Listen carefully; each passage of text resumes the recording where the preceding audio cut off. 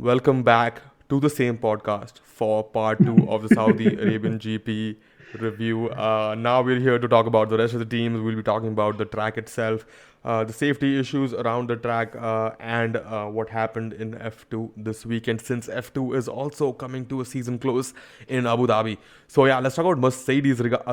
Outside of Lewis, obviously Valtteri snatching that P3 by zero point 0.1 seconds on the run to the finish line from Esteban Ocon. I think like this is like the second most heartbreaking moment after Sebastian Vettel got disqualified in Hungary from P2 after the race, Yeah, definitely. And because Esteban drove a beautiful race and kept Valtteri behind for literally forever. and I mean to lose out by merely 1/10 of a second and 50 meters most almost. It's very heartbreaking, and I think as Esteban said after the race that okay, I'm going to cry now, and Yeah, he he said, "Don't push me or I'll cry." yeah and But he also said, as Fernando would call it, it's all part of El Plan. yeah. So clearly, Ocon is also playing into the El Plan I storyline mean in his interviews the now. whole Alpine outfit has embraced the L plan meme Meme, culture yeah, so gracefully, and I think even Fernando did post about it on his Instagram stories a couple of yeah, times, yeah. on his post or somewhere. So it's great. It's great. Absolutely. And Valtteri definitely enjoyed his time in Saudi. I think he was one of the first people to exclaim, beep, beep, beep, Oh, what a track! I'm Yeah, really enjoying this circuit, or yeah, what a circuit, something like that. So clearly, he was enjoying his time in Saudi. Now, Red Bull, I think Sergio, again, once again, screwing up his own weekend. I feel obviously there will be division of opinion here.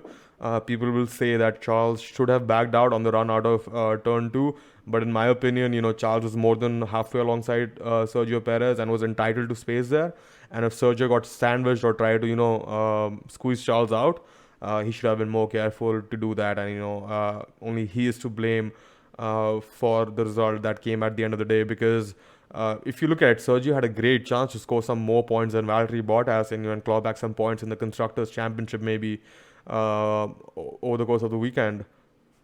yeah, absolutely. And for Sergio Perez to be in that position where Charles Leclerc is, right alongside him, that's not where that Red Bull is supposed to be. Exactly. So it was a pretty difficult weekend. I think even in qualifying he was fifth or fourth or somewhere. I mean he was not right up there. If I'm not wrong. So yeah, not the weekend they wanted. And definitely now the constructors title is right away from them. I mean there's Yeah. virtually no chance for Red Bull now. Yeah, I don't think there's any chance unless both Valtteri and Lewis crash out, Yeah. because I think the deficit is of like 28 points. So I don't think they're gonna claw back 28 points in the course of race. I'm pretty sure Mercedes are the 2021 World Constructors Champions, and eighth time in a row, is it, from 2014 to 2021? So yeah, Yeah. eighth Constructors title in a row. So I'm pretty sure that's a record in itself too, That yeah. to win eight consecutive constructors championships. But yeah, talking about Ferrari, what a good points finish once again. Obviously, they lost their lead they had in the constructors championship to McLaren because of a Danny Rick P5. But overall, once again, the two Ferraris finishing in formation in the race. Once again, one ahead of the other. Uh, but this time they finished behind Gasly and Danny Rick. So obviously a bit worrying, because that went to show that both. I mean, we've already seen that the AlphaTauri has space to keep the Ferrari behind, especially in qualifying. But in race trim, we've usually seen the two Ferraris, finish ahead of the McLaren of Danny Rick at least, and the AlphaTauri of Pierre Gasly on multiple occasions than otherwise. So yeah, but I mean Carlos, yeah. recovered really well from a disappointing qualifying. But sorry, yeah, you were saying something. No, I was just saying, from Ferrari's point of view, they just needed to score about good points compared to McLaren, and that's exactly what they did. So while the performance might be disappointing, but I think the end result is exactly what they needed. Exactly, yeah, yeah. But Carlos, had a great recovery after a disappointing qualifying. Obviously, thanks to the red flag in part a little bit. Yeah, But I think for someone who couldn't put in a lap during Q2 and finished qualified P15, I think it was a great race performance from Carlos Sainz to come home in eighth place on Sunday. And I was really surprised to see a cautious Charles Leclerc into lap one, turn one. Charles Leclerc braked early going into turn one, as Lewis, Valtteri, and Max made their way. And clearly, in my opinion at least, he was backing away from the title fight. He didn't want to be a part of it. He just wanted to finish P4 yesterday, and that was it. But obviously, couldn't hold on to it because of the red flag. But really surprising, and that is something that I wanted to point out. yeah. I mean, I think Charles Leclerc. We know him that he can be a little crashy at times, even in qualifying and in the race. Just tagging Pierre Gasly sometimes But out of it was a nowhere. beautiful qualifying lap, though. Qualifying P4 ahead of the AlphaTauri that we have known to be really quick Yeah, that's true. in qualifying. So I thought that was great. Yeah, but it it's just one of those things. If you guess that that corner is tricky, and there's already the title protagonist in there, you don't want to involve yourself there. I think that was just about it. Yeah. And a mixed weekend for McLaren as Lando Norris suffered a huge loss from that red flag, and he was one of the most disgruntled drivers on the grid post race because of the red flag. And when Lando Norris is disgruntled, most people just kind of like enjoy that Yeah. instead of taking it seriously. No, But I I think mean, the red flag rules do have to get looked into, and there needs to be a conversation and debate around it, even if we come back to the same conclusion and the rules. yeah, the way Lando was saying about the rules and in the post race interview, and it was. I mean, you could see it in his voice and in his the manner he was speaking. He was really angry and disappointed. So, and Yeah, yeah. to see Lando Norris angry, like really angry, is rare. Is really rare. Yeah, and but he drove beautifully, to come finish P10 and score points. Yeah, I think that was a great performance. I think he was basically P16. P16. At one Yeah, point he was last on the grid at one point. So yeah. Talking about Alpine, we've already alluded to Esteban Ocon's race. I think he drove beautifully. I think he should have been the driver of the day in my opinion, but it was not to be. But at the same time, Alpine were running a special livery to celebrate their 100-year anniversary for the partnership with Castrol that they have had. So, they were running green instead of the red part of the livery that they usually have at the back of the car. And then, but surprisingly, Alplan had a bad weekend through and through. He didn't have a great qualifying, and then he spun during the race. yeah. When have you seen Fernando spin during the race since Imola? I know. Never. Yeah, we haven't seen that, but yeah, I mean, his whole weekend was. I mean, I think in practice one and practice two, they were 13th and 14th there itself, and they qualified 13th, 13, 14. He qualified 14th. Yeah. So the pace was about there only, and yeah, that was about it. Nothing much to add there. Yep. AlphaTauri once again, good race pace, but Tsunoda, getting a bit greedy and colliding with Seb, and bringing his race to an end. Hopefully, we'll see more a more calculated. I don't want to say mature, but a more calculated racing from Tsunoda next year. Hopefully, and hopefully he can close the season in Abu Dhabi on a high. Maybe a P8 or a P7 would be really nice from Yuki Tsunoda. Aston Martin didn't really have the praise throughout the weekend. They didn't even get out of Q3, did they? Sorry, Q1, did Yeah, they? they didn't. Neither of them. Exactly. And then once first, obviously Seb and Yuki crashed into each other, and then Seb and Kimi crashed into each other. Yeah. At both times, Seb wasn't at fault. It was Yuki and Kimi who were at fault in both of those incidents. Uh, really weird to see, Kimi really like sending it into Seb, his old mate, with just two races to go. Something that we don't usually see from Kimi. But again, this season has been unusual from Kimi, and we've seen Kimi make silly mistakes. So not surprising when you think about it like that. But yeah, Seb's car just disintegrated slowly over the course of the race until he retired. Bringing out, I think, two virtual safety cars over the course of the race. Um, Williams ran a tribute livery for Sir Frank Williams, and then there were other things that were going on throughout the weekend. There was a complete tribute by the F1 community at the race weekend, and a few other things that went on, obviously, to commemorate the legacy that he left behind, that we know as Williams Racing today. But the biggest news that got lost in all of this drama was obviously Antonio Giovinazzi finishing P9, his best ever finish in a Grand Prix. What does that go to say? I mean, he qualified. He was in the Q3. He qualified for Q3 on mediums.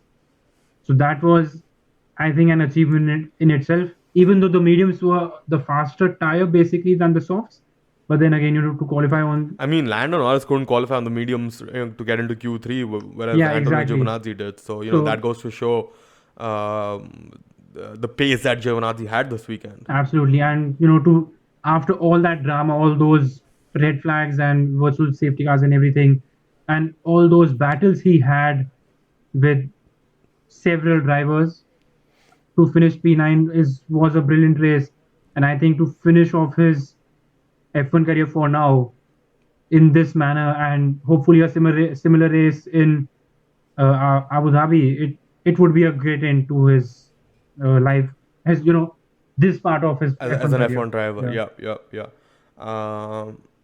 I was gonna say something. Crap. Oh yeah. It was an Italian finishing behind two Italian cars, it was an Italian finishing behind two Italian cars in the race. It was basically Ferrari, Yeah. P789 yesterday, if you really think about it. But yeah, and then the two Haas. Really glad everybody walked away safe. Mick Schumacher, Nikita Mazepin, and obviously George Russell, who was also part of the double Haas shunt. Across the race, but I wonder if Haas has any development money left after the number of shunts they've had this season. Everything is well and good that they gave up the season and they're developing the car for next season. That is worrying. That is very worrying. That is. I mean, they basically need two new cars for the last race. Yeah, and I think, Nikita's dad came on some, Russian show or TV show or radio show somewhere in an interview. He said that he had to pay for a new chassis himself the damage. For Nikita. So, I mean, I don't know what's going on there. But, okay. I mean, that is usually how it goes, especially in junior categories too, I mean, when you have that damage, goes in you can junior either category, get, right? obviously there's some insurance and everything, but a lot of times, the driver or the sponsors have to pay up for the new parts. Yeah. But, well, don't blame me, but while you touch that 3 Italian thing, I'll add some more for you. So, Pierre Gasly was in an Italian car. That's, So that's 4 Italians in a row. And Daniel Ricciardo is of Italian heritage. Oh yeah, that's right.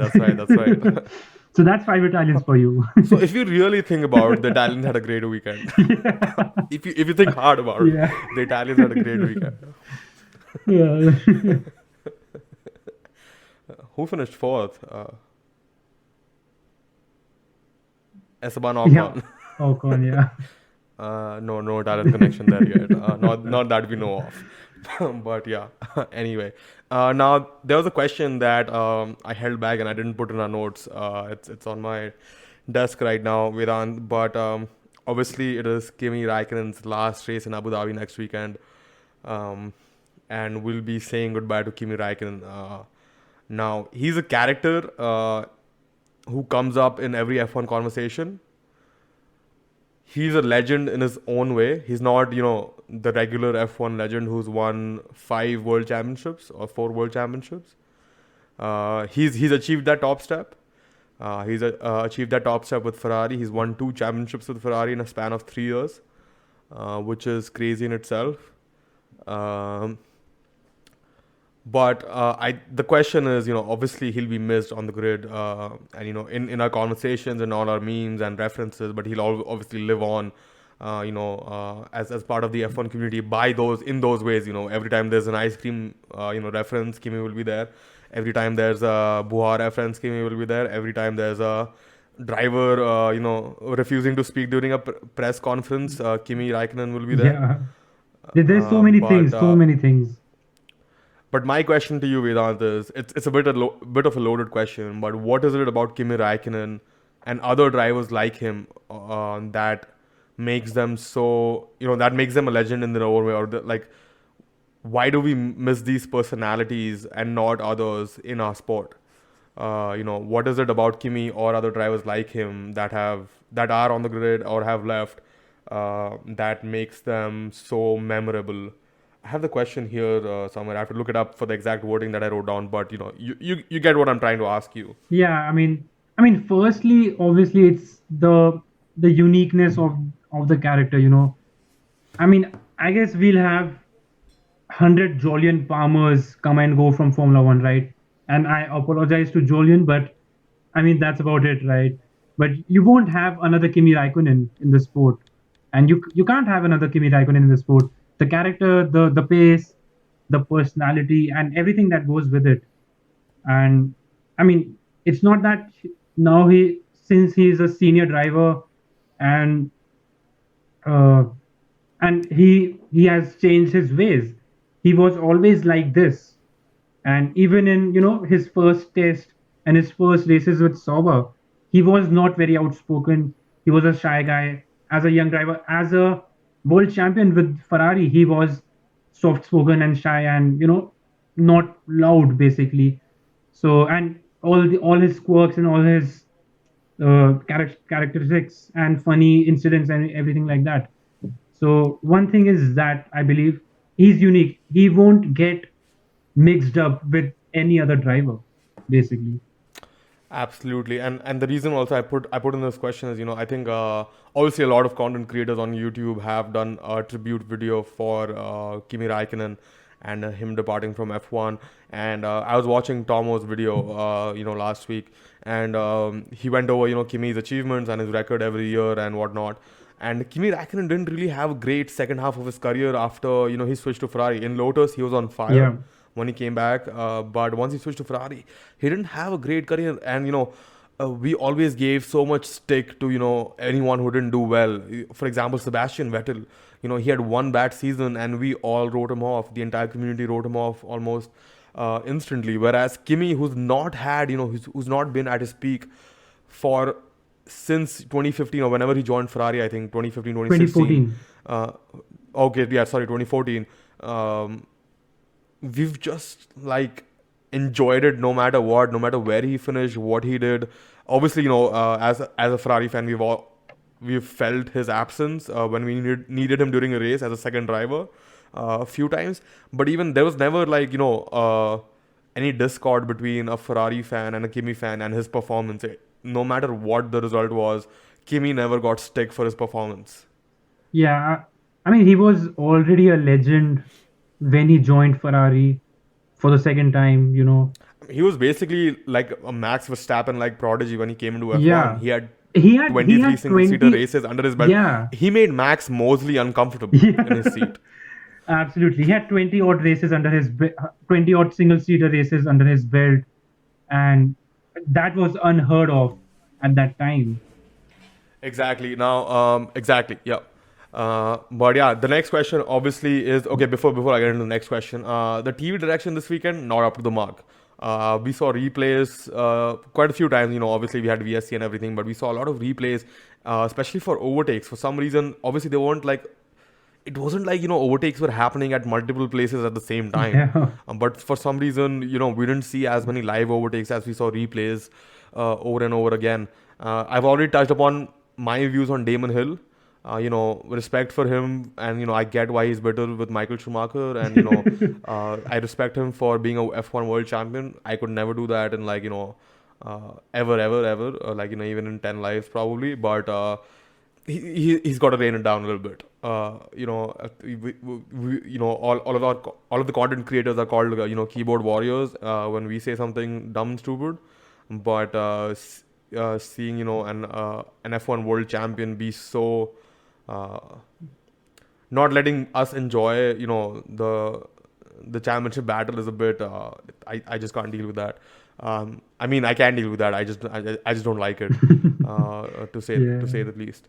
But yeah, we already touched upon the red flag rules. I've already reminded everyone that this is Kimi's last F1 race weekend. And before we get on to our views on the track and the safety and whatnot regarding the Saudi Arabian GP and the circuit, um, it was a pretty good light fireworks and drone display at the end of the race. I think that was my favorite part of the weekend. I mean, it was good, and I think before the race also they were counting down, the seconds in that way. So yeah, that was pretty impressive. I think Abu Dhabi will have like a really hard time, topping that as a season finale from like a show perspective, putting up a show perspective, because Saudi Arabia went all in on that, and it was crazy. But coming to the $1 million question, Vedant, what are your thoughts on the Saudi Arabian track? And the reason I kept it for the end was because I know a lot of this conversation is intertwined with what happened with F2. So I'm going to let you cover that too within this conversation. Well, I mean, as I said at the start of the podcast, the original complete bit, that this track we knew it was going to be tricky, it was going to have a lot of stoppages, and it did. Now my point is, I mean, did we really need this circuit? Because, I mean, see, just hear me out. Saudi Arabia is already building a purpose-built circuit, which they have had it planned since 2018, 2016, and even before that, in the new entertainment city they are building right out of Riyadh. So they have that circuit planned, and if they wanted a Grand Prix to come to Saudi Arabia, they could have used that circuit easily. They went overboard on this, not overboard basically, but they accelerated the development and everything for this circuit. This circuit was completed in record time. This circuit was had the everything, all those things. But did we really need it? We have so many different circuits that we do not go to, and we have had this conversation over and over and over again. But yeah, I really don't think they needed to build this desperate, and I will call it desperate, this desperate attempt at a circuit, because not just the circuit but the facilities around it did not complete even on Thursday, and we could on the internet we could see cracks and broken pieces on the premises. So yeah, that, I mean, that is not from Formula One standard. But then is it really the promoter's fault for building that circuit in a rush, or is it FIA who should be held responsible for letting this happen and agreeing to go to Saudi on such short notice at such a track designed on such short notice? Because like from a track perspective, from like a construction perspective, obviously it was short, right? But there was nothing that on the track that did not meet the standards, right? Yeah, It met the FIA standards and it met yeah. everything. But the bigger question, in my opinion, is did FIA make the right decision, and based on what did they make that decision to design such a circuit in the first place and then approve it? Obviously, the drivers enjoyed it during qualifying or during during while doing like while being out there on the circuit and lapping it without having to race. But I think everybody came out and said that it was very dangerous. And if you look at the replays, the shunt that happened between Nikita Mazepin and George Russell was a result of the shunt that happened with Sergio Perez and Charles Leclerc. And it's the same issue that we have in Spa-Francorchamps in Belgium, where the track is just not wide enough to escape multiple collisions, even if there is one collision that happens in front of you.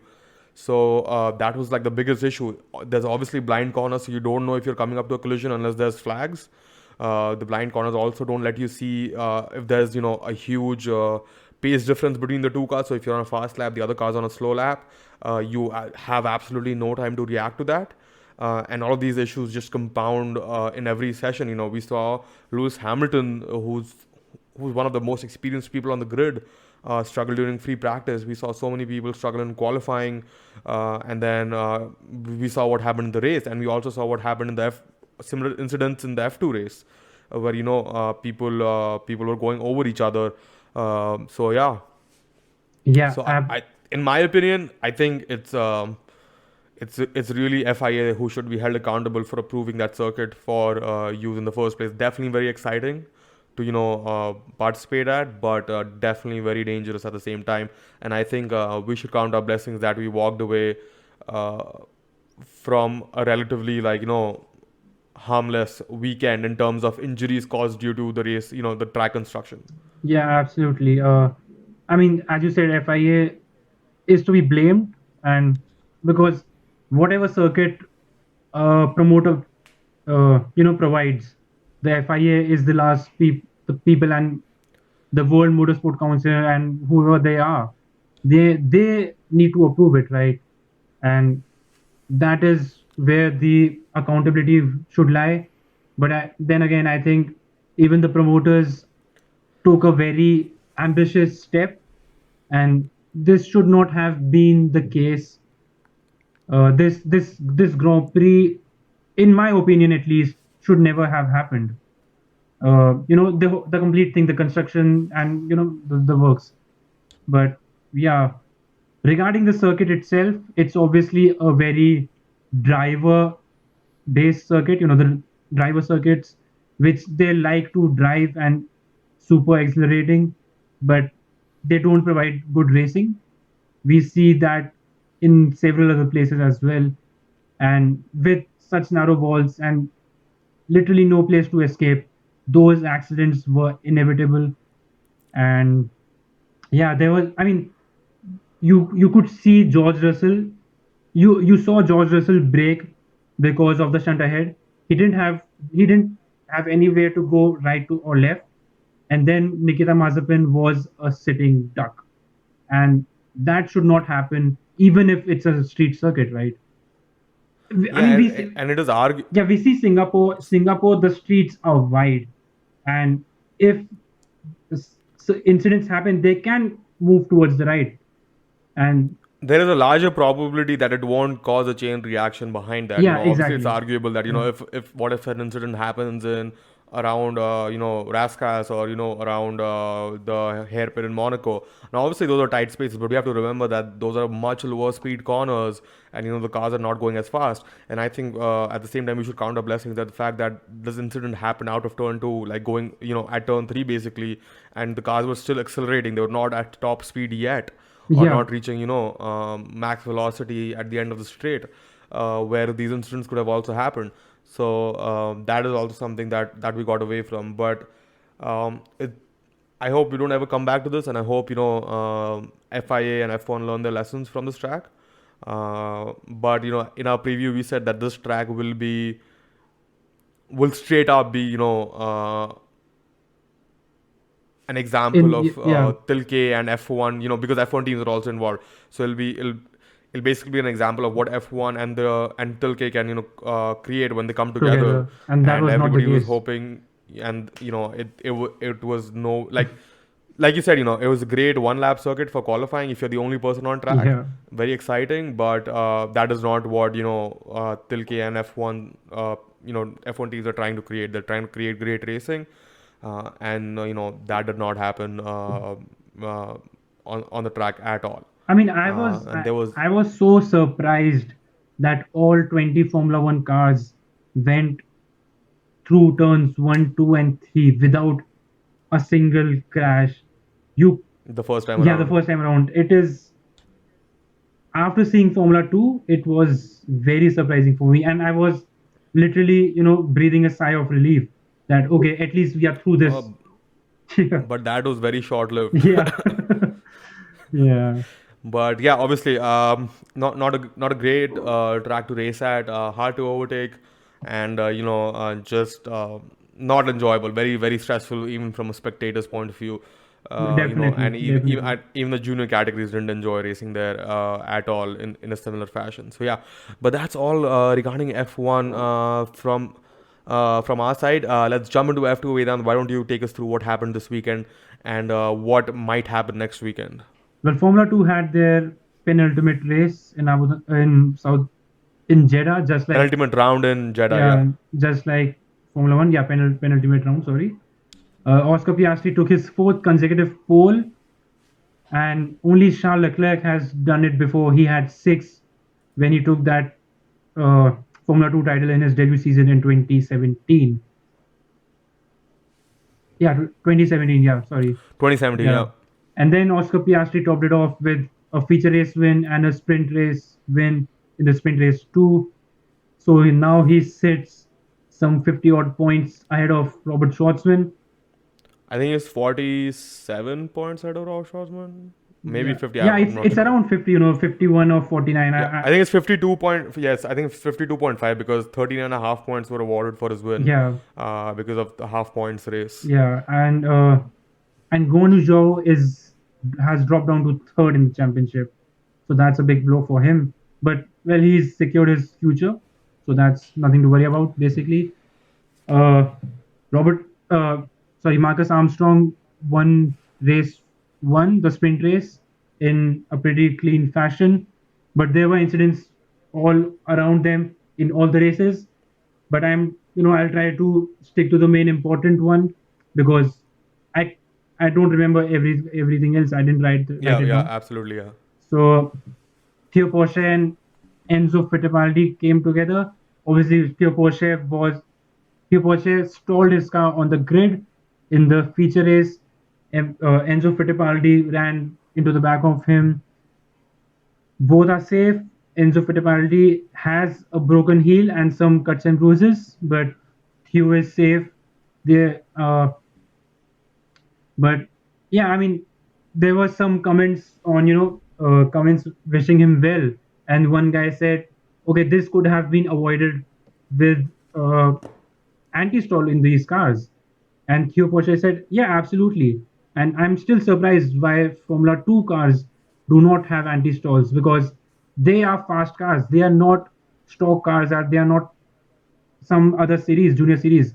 They are probably the second fastest cars in the world in the world of racing, right? And to not have anti-stall on them is pretty risky. And the way they are designed, open wheelers, basically. So I guess this incident would encourage Formula 2 and FIA to look into it and get anti-stall in for next season.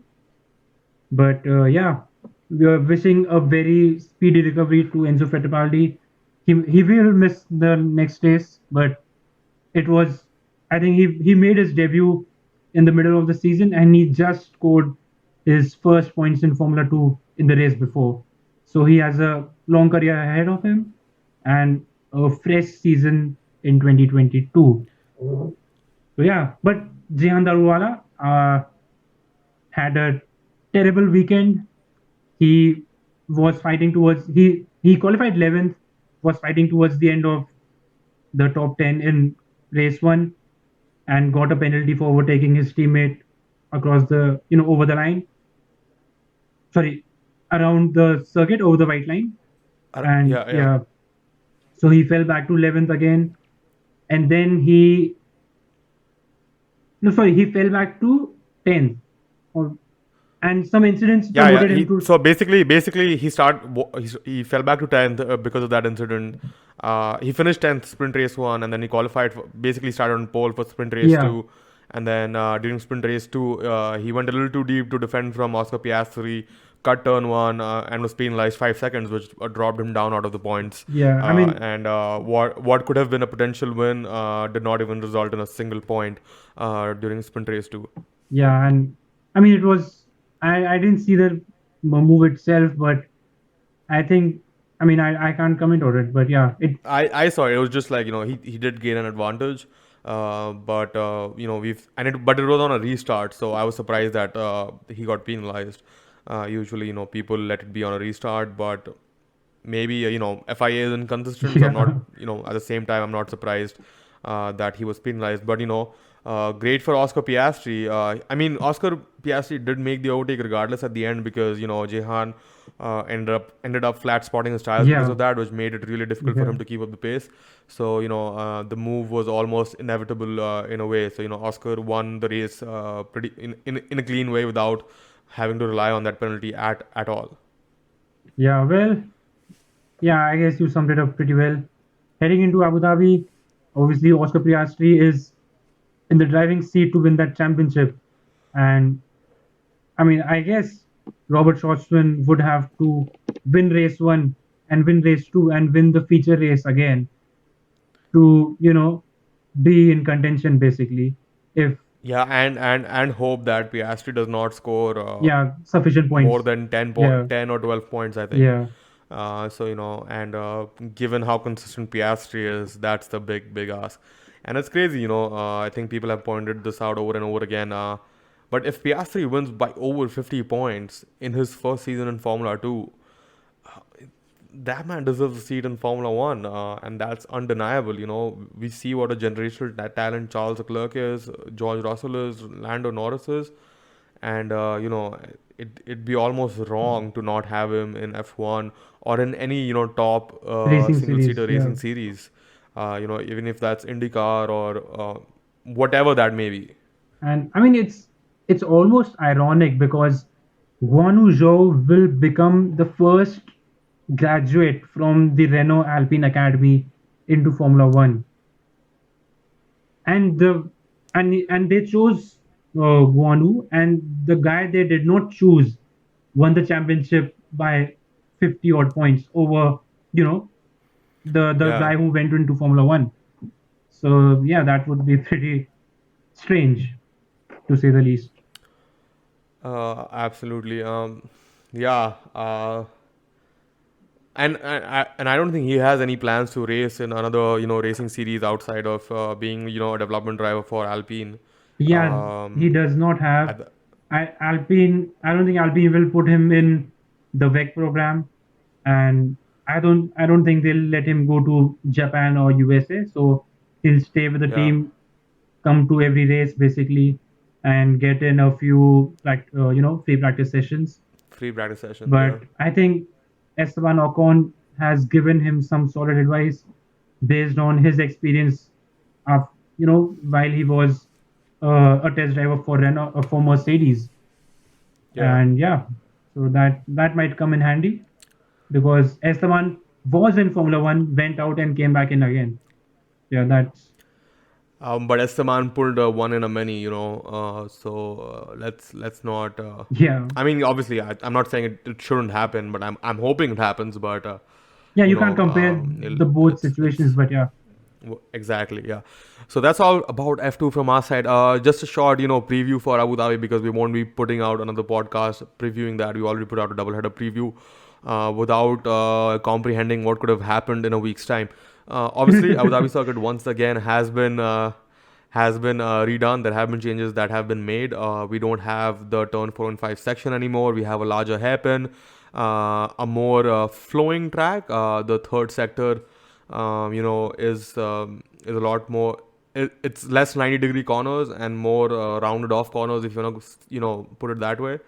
And given the fact that Mercedes straight line speed has been insane, I'll once again say that Mercedes are favorite to win this championship, both of the drivers and obviously the constructors.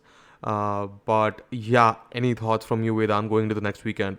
What are the things you're looking out for? Because in my opinion, Mercedes have sealed P1 in the constructors. yeah, Ferrari have sealed P3 in the constructors, and Alpine have sealed P5 in the constructors. So there's not a whole lot to fight for like we were expecting from a constructor's standpoint.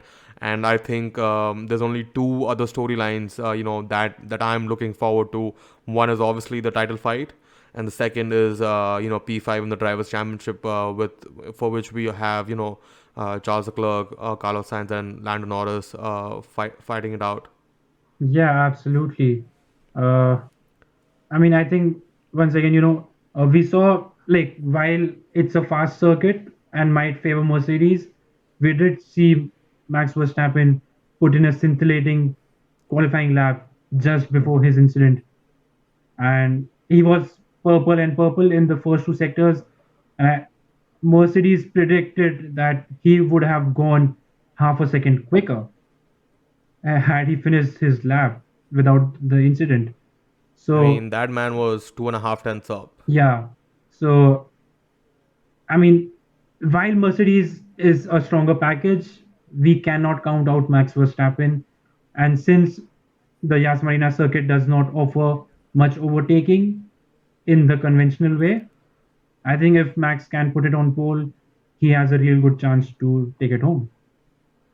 Yup, absolutely. And hopefully Mercedes, I mean, obviously Mercedes has come into its own even operationally over the last few races, Yeah. especially since, putting that new engine into Lewis's back.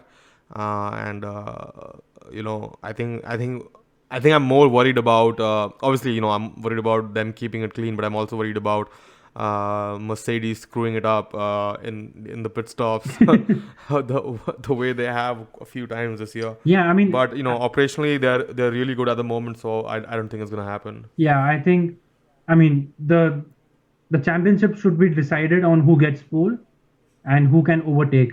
Anything other than that, be it botched up pit stops or contact or time penalties, anything other than We can that only wish for that. would spoil Yeah, it. Yeah, we can only wish for that.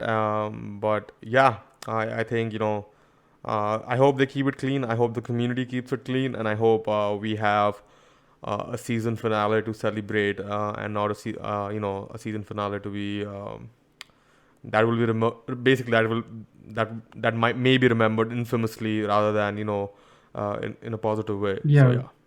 But yeah, anything else from you, Vedant, before we close this out? No, man, it's been a very long season, and we are glad that however we have come to this point, we are glad that we have come to this point. Yeah, and statistically, this is the closest season there's ever been in F1. So it may not happen for the next 70 years, Yeah. not in our lifetime at I least. mean, it's the only second Uh, time the title rivals are going into the season finale on equal points, as exactly. Andretti and no Fittipaldi and someone were on equal points. I'll have to look into that. I think it was 1974 or something. I forgot that. I forgot the The stat. chances of that happening are minimal, Yeah, like absolutely. absolutely minimal. But yeah, thank you, Vedant. Like you said, it's been a long season and it's been great, talking with you here. Obviously, the conversation does not end ever out here. We'll obviously come back for the season review at the end of Abu Dhabi. Maybe two Two podcasts too podcasts. for that. I'm hoping for two. Yeah, One for just Abu Dhabi, and then maybe do a review. yeah. And we'll obviously bringing in more content and more diverse content during the break. But like someone said on Twitter, I'm looking forward to a 3 month break from F1 for the very first time in a long time. Yeah. So yeah, I'll catch you on the next one, Vedant. Thank you for joining me.